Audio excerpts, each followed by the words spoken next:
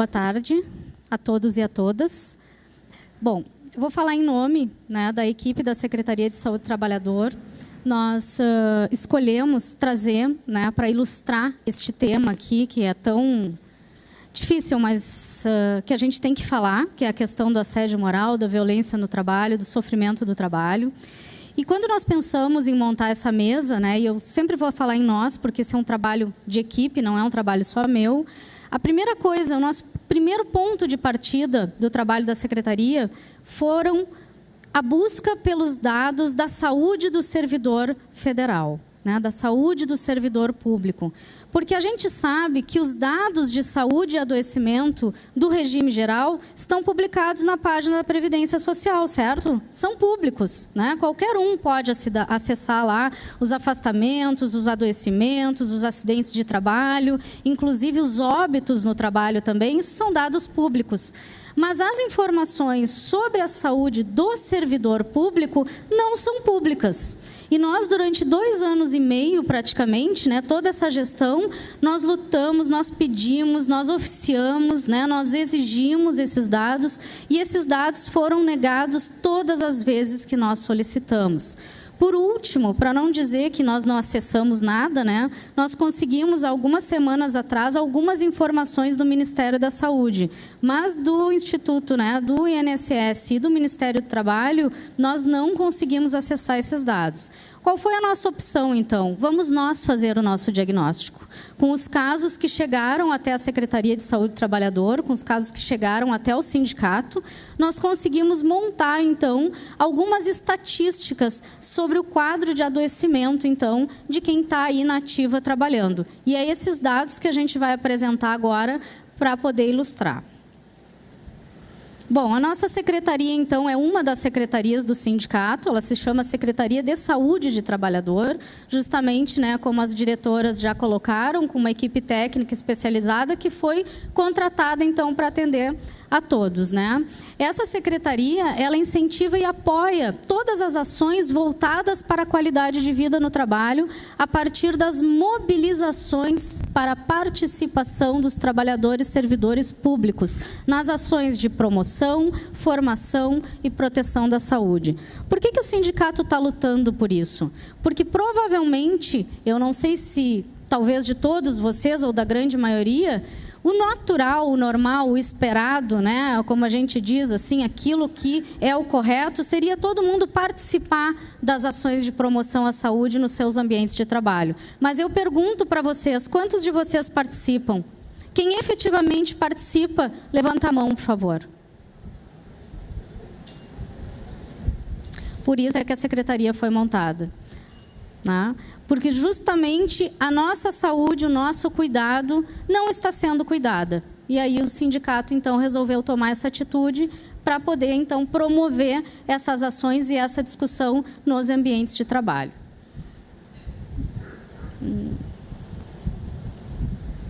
Bom, eu vou trazer para vocês, então, alguns dados que são sobre, né, como eu disse para vocês, esses casos que chegam até o sindicato, tá? Que ilustram um pouco, talvez alguns de vocês concordem, até se enxerguem, né, se percebam nesses quadros, alguns não. Tá? Então, como isso, a gente tomou como base o código, né, a classificação de transtornos mentais e do comportamento da CID-10, que é o Código Internacional de Doenças que é vigente no nosso país, né, que são os CIDs. Tá?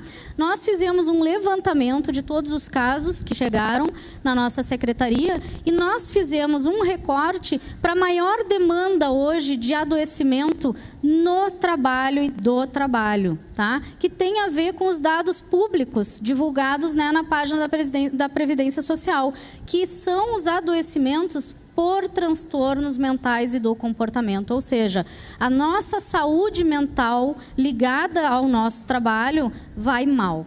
Está sendo muito ruim, né? A gente costuma dizer que o trabalho, ele não adoece ninguém. O trabalho, a função do trabalho nas nossas vidas não é nos adoecer, muito pelo contrário, né? O trabalho tem múltiplas funções que depois o professor Roberto Eloni vai trabalhar, vai trazer isso para nós, para o debate, mas o trabalho, ele não é para adoecer as pessoas. E o que está acontecendo, então? Que as pessoas literalmente estão sofrendo emocionalmente, estão enlouquecendo no trabalho ou pelo trabalho. É sobre isso que a gente vai discutir, então. Tá? Obrigado. Deixa eu só tirar essa ventania do cabelo. Bom, a gente traz, então, ali, né, nós separamos, nós temos um total que está bem grande ali, que está em vermelho. Eu botei bem grande para ver se facilitava todo mundo enxergar. Todo mundo está enxergando? 74%, então, são mulheres que nos procuram, tá? Sendo que os homens estão em 16%. E aquele azulzinho ali são 10% de casos coletivos, ou seja, quando um ou mais servidores, né? Quando o grupo de servidores, então, procura o sindicato para dizer que alguma coisa não está bem no seu ambiente de trabalho e que essas pessoas estão ou já adoecidas ou em processo de adoecimento. Isto é muito grande, né? A gente fez um recorte dos casos que a gente recebeu até agosto, porque a gente também tinha que ter uma data limite, né? Outros casos entraram depois, mas para essa estatística aqui, para essa apresentação, então, a gente está trabalhando com um número total de 117 casos, tá? Desde que a secretaria, então, foi reativada. O que a gente tem, então, né? Eu coloquei ali os adoecidos e os vulneráveis, tá? Porque, fazendo um pente fino, então, nesses casos que a gente recebeu, em amarelinho ali, a gente tem 44%, né, desses casos, são casos que vieram com um diagnóstico de sofrimento no trabalho. E isso não é pouco, isso não é brincadeira, pessoal, porque é um diagnóstico que é pesado, ele vem vinculado ao trabalho e ele vem também com uma grande depressão, com ansiedade, enfim, com transtornos fóbicos, né? Muitas vezes com questões vinculadas a situações que são traumáticas no ambiente de trabalho e que aí acaba, então, ocasionando esse quadro de adoecimento. E a gente percebeu que os outros 56%, que é aquele azulzinho ali, são casos que ainda não vieram com diagnóstico, mas estão em processo de adoecimento. Então, acho que esse é um alerta para todos nós, para a gente poder parar para pensar no que está acontecendo no nosso trabalho, né? Bom, destes diagnósticos, então, né, todos que a gente recebeu, a gente viu diagnósticos também nos casos coletivos, né? Vários servidores em sofrimento, né? Com ansiedade, com depressão. E aí, quando tu vê isso coletivamente, isso realmente é assustador. E é por isso que a gente está trazendo. Eu acho que a gente não pode mais aceitar isso no nosso ambiente de trabalho. O trabalho não é para sofrer. O trabalho é para ter prazer, o trabalho ele tem outras funções na nossa vida que não essas que a gente está apresentando aqui. 29%, então, desses casos são homens, né? E 50% ali são as mulheres. Bom, ali a gente separou, né? Não sei se vocês enxergam bem daí, a gente separou ali a questão, né, do adoecimento para homens e para as mulheres. E aqui, pessoal, eu vou chamar a atenção para um dado que para nós foi muito relevante, tá? A gente sabe, né, quem é da saúde aí vai concordar comigo, a gente sabe que as mulheres acessam mais os serviços, né? As mulheres têm mais facilidade de entrar na rede. Nós mulheres, nós somos mais comunicativas, então a gente acaba, né, utilizando a nossa rede social também para procurar ajuda, para procurar tratamento. A gente sabe disso, a literatura sabe, quem trabalha, né, na ponta de um serviço de saúde sabe disso. Só que o que nos deixou muito chocadas, e eu vou usar esse termo, foi o número grande. Nós tivemos 19 homens que nos procuraram. E desses 19 homens que nos procuraram, 15 já estavam com um diagnóstico de doença, de sofrimento pelo trabalho. Seja a depressão, seja a ansiedade, seja um transtorno fóbico. Então, a conclusão que a gente chegou é essa, né? Que os homens, eles demoram mais para vir e quando eles vêm, eles já estão com um quadro de adoecimento, o que também tem a ver com a literatura em saúde, né? E aí, meninos, eu vou me dirigir só aos homens agora, né? A gente sabe que é difícil, a gente sabe que o homem, né, na nossa cultura, ele tem aquela... Vou usar assim esse termo, essa carcaça de ter que ser mais forte, né? Aqui o gaúcho tem que ser pelo duro, não é assim que a gente diz? Mas assim, meninos, a saúde é o bem mais valioso que a gente tem, né? E vou usar outro termo que a gente usa coloquialmente e como, né, a gente usa até como, às vezes, pejorativo. Eu vou dizer para todos nós agora, chilique. Todo mundo sabe o que é chilique, né? Certo? Chilique está ficando muito sério na nossa sociedade. Chilique não era como a minha avó dizia que era chilique. O chilique lá dos nossos avós tinha um outro sentido e um outro significado interno dentro das pessoas, né? Nós estamos sofrendo sim. O trabalho nos adoeceu. E eu acho que é o momento, e a gente está trazendo isso aqui para o Congresso, onde estamos todos aqui, é o momento da gente parar, pensar e dizer assim, ó, chega, eu não quero mais essa situação. Eu não quero mais esse sofrimento. Não no meu ambiente de trabalho. Eu não aceito mais isso. E é por isso que a gente está trazendo. E eu estou trazendo isso como um alerta para os homens, né? Sofrimento é muito sério, né? Processo de adoecimento, ele, né, a gente não fica doente de uma hora para outra, principalmente quando a gente está falando de transtornos mentais do comportamento. É um processo, ele vem vindo lenta, ele vem vindo de forma muitas vezes insidiosa, muitas vezes não dá, né, muito sintoma, não é uma coisa muito clara, mas todos nós internamente sabemos quando a coisa não está bem. Então, assim, se vocês perceberem que vocês estão tendo um dia que é difícil, aí vocês vão para casa, colocam a cabeça no travesseiro, né? No outro dia vão trabalhar de novo e o dia continua difícil, 2, 3, uma semana, 15 dias, um mês, isso significa que já passou da hora de procurar ajuda. Às vezes, inicialmente, uma conversa ajuda muito mais do que até quando tu chega no ponto da medicação. Eu não sou contra a medicação, tá? Existem quadros de saúde, e principalmente saúde mental, que necessitam de medicação. O que eu sou contra é a banalização da medicação. O que eu sou contra é as pessoas usarem uma medicação, e eu vou falar o nome dela aqui, porque é a mais banal ultimamente que tem, que a gente comumente usa, né, comercialmente como Rivotril. O Rivotril não pode mais ser o nosso melhor amigo. O Rivotril não pode mais ser o cara que eu vou dormir com ele toda noite. Por quê? Porque a longo prazo ele causa dependência, sim, e além da dependência, ele causa outros problemas muito mais difíceis de tratar depois. E eu estou usando o Rivotril, mas eu poderia usar várias outras medicações, é que o Rivotril está mais na moda, e esses dias na farmácia me ofereceram o Rivotril. Eu estava chorando, porque, né, faz uma semana que eu perdi meu pai, então, desculpa se eu passei por alguém e não cumprimentei direito, mas é que realmente a gente fica ainda, né, num estado de choque mesmo. Perder alguém não é fácil, né? Eu perdi o meu de uma maneira muito trágica, é mais difícil ainda. Então, o que aconteceu? No balcão da farmácia, a balconista, que não era profissional da área, me perguntou, mas por que tu não pede uma receita e toma um Rivotril? Né? Então, eu sou contra a banalização do uso de medicação. Né? A medicação sempre ela tem que ser usada, ela tem que ser prescrita e ela tem que sempre ser acompanhada por um profissional de saúde. Então, meninos, esse recado hoje vem para vocês. Nesse momento, não sejam tão pelo duro. Sejam humanos, porque todos nós somos humanos. E nós estamos perdendo a nossa capacidade de sentir. A gente está vivendo numa sociedade que parece que todo tempo a gente tem que estar anestesiado para não sentir as coisas.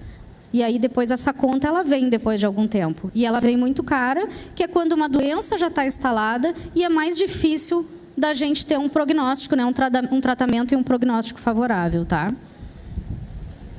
Bom, por órgão, então, né? A gente separou esses servidores, né? Esses quadros todos de adoecimento por órgão. Vamos ver se vocês concordam comigo ou não, né? Vocês estão aí para confirmar essas informações ou não. 61% azulzinho, adivinham quem é? INSS, tá? 27% verdinho, adivinham quem é? Saúde. 2% ali a gente tem a Anvisa, né? E em amarelinho 10% ali o Ministério do Trabalho. Né? Então a gente vê que se a gente pegar a Anvisa e o Ministério do Trabalho, que são, acho que é um número menor de servidores, né? A gente ainda julga isto aqui muito alto. Tá? Dos outros órgãos, então, ali, né, do INSS, do Ministério, então nem vou falar, porque os números já dizem tudo. Está correto isso aqui? Vocês concordam com esses dados aqui? Bom, dos casos coletivos que eu disse para vocês, né, que é quando o grupo de servidores nos procura de um determinado local de trabalho, então, para pedir ajuda do sindicato, né? Eu fiz um recorte ali, porque a gente tem em verdinho ali Santa Maria, tá? A gente tem ali Porto Alegre 18%. E eu queria perguntar isso aqui para vocês, se está correto. Desses casos coletivos, tá? Eu quero dizer para vocês que a maioria esmagadora é do INSS, são casos do INSS, mas a gente tem da saúde também, tá? Ministério do Trabalho, né? A gente tem também, mas são números bem menores. E eu queria perguntar para quem é do INSS aqui: a gerência de Novo Hamburgo e de Pelotas adoece? Adoece? Porque se a gente somar os dois ali, gente, 35% mais 36%, é isso mesmo? É muita coisa, né? É muita coisa. Então, assim, eu acho que isso já é um sinal, né, para vocês que estão aqui, vão debater depois isso nos grupos de trabalho, na plenária, enfim, né, vão definir os rumos da categoria daqui para frente. Acho que esses são elementos e são indicativos, principalmente dessas duas regionais aqui, que alguma coisa não vai bem e não vai bem menos. Tá? Isso dá 71%. Pelotas e Novo Hamburgo. Será que tem algum motivo? Ou vários? Enfim, tá? E aqui a gente trouxe, então, os 39 casos, daqueles 117 que chegaram para nós. 39 casos foram casos que chegaram com o diagnóstico relacionado ao trabalho. Tá? Diretamente relacionado ao trabalho. Então, a gente tem 72%, que é o vermelhinho ali, que é o Z56.4. Acreditem, isto é um diagnóstico de saúde, tá? Isso é possível de diagnóstico, certo? Por médico ou por outro profissional da saúde, que significa desacordo com o patrão e colegas de trabalho. Ou seja, 72% das pessoas que nos procuraram em razão de um conflito no espaço, no ambiente de trabalho. Isso é muito, gente. Isso é muito e é muito sério. A gente vai ver ali que 20% eram servidores que não aguentavam mais o ritmo de trabalho que a gente considera para diagnóstico, né, como um trabalho penoso. É quando me custa ir trabalhar. Né? Quando eu não consigo mais acompanhar esse ritmo acelerado, esse ritmo frenético, é quando eu já começo a sofrer porque eu não consigo mais responder essa carga de trabalho, essa carga de demanda no trabalho. E 8% ali com outras questões diversas que surgiram ali na secretaria. A gente traz aqui, então, né, a questão da ansiedade. E aí, de novo, assim, eu chamo a atenção, né? Quando a gente está falando no transtorno de ansiedade, a gente já está falando, né, em pessoas que chegaram com este quadro já com a doença instalada, né? Ou seja, com a ansiedade saindo pelos poros, como a gente diz, né? As pessoas já estão tão desorganizadas, elas já estão tão atrapalhadas que elas não conseguem mais trabalhar em função desse quadro de adoecimento, né? E 79%, que é o amarelinho ali, se chama, né, na literatura diagnóstica, como ansiedade generalizada. É quando a coisa já foge do controle, já não tem mais um foco apenas que me deixa adoecido, né? Tudo já me adoeceu. Né? Então, isso é uma estatística que é um número muito chocante e muito alto. 21% ali para outros quadros, né, vinculados a transtornos de ansiedade. Dessas situações, então, que a gente teve, 57% são casos que não foram ainda judicializados. Porém, se a gente olhar o azulzinho ali, 43% são casos que já tiveram que ser, né, judicializados. E aí, o que significa isso? Que casos são esses? Né? A gente viu que nesses casos, né, que são judicializados, quais são? São os PADs. E aí a gente vai ver ali, que é o verdinho ali, 6% que a gente acaba acompanhando, né, com apoio psicológico ou psicossocial ali na Secretaria de Saúde do Trabalhador, que são os servidores que respondem a processo administrativo disciplinar. Porém, 68%, gente, nós tivemos que fazer intervenção em crise. Porque as pessoas chegaram, esses trabalhadores, eles chegaram para nós tão desestruturados emocionalmente que a equipe teve que fazer a intervenção de saúde mesmo, para poder depois encaminhar a situação. E eu estou falando de casos que são muito sérios e muito graves. Eu não estou falando lá do chilique da vovó. Eu estou falando de pessoas extremamente adoecidas em função de questões relacionadas ou à organização de trabalho, ou falta dela, ou a processo de trabalho, ou ao que se chama, e que os nossos empregadores, os nossos chefes comumente chamam, relações interpessoais no trabalho, que nada mais tem a ver com a organização e com o processo de trabalho. Isso é muito sério e muito alto. Ali, 21% dos casos, que é o que está em amarelinho, são os casos que eu estava conversando com o professor Elone antes, são os casos de remoção. Porque eu, que sou regime geral, o que acontece? Ou eu não aguento mais e me demito, ou eu sou demitida, certo? Chega um ponto que não dá mais para os dois lados. Então, ou eu vou ser demitida, eu vou ser convidada a me retirar, gentilmente, olha, Fabiane, não precisamos mais de ti, significa que não te aguentamos mais, ou eu, enquanto trabalhadora, me demito e vou fazer outra coisa, tá? Porém, o serviço público é um pouquinho diferente, a demissão não é bem assim, né? Que é ainda a estabilidade que o servidor tem e é a proteção ainda que ele tem. Porém, o que a gente foi ver dentro dessas remoções? Que ou o servidor pede para ser removido porque não aguenta mais, e aí ele é castigado porque ele é obrigado a ficar, porque a chefia não libera para remoção. Ah, tu quer sair daqui? Pois não vai continuar aqui conosco. Não te dou a remoção e vou continuar te sapateando, te pisoteando e te sapateando. Ou então, ele é removido para um lugar completamente adverso e diferente, onde não é só a vida dele que ele muda, é a vida de toda a família. Eu tenho servidores que chegam lá chorando, dizendo, meus filhos estão na metade do ano, estão na escola, eu não posso mudar minha família 400 quilômetros de cidade. Porque se é numa cidade próxima, até vai lá, dá para ir e voltar, a gente está tão desesperado que tu quer sair dali, tu até aceita.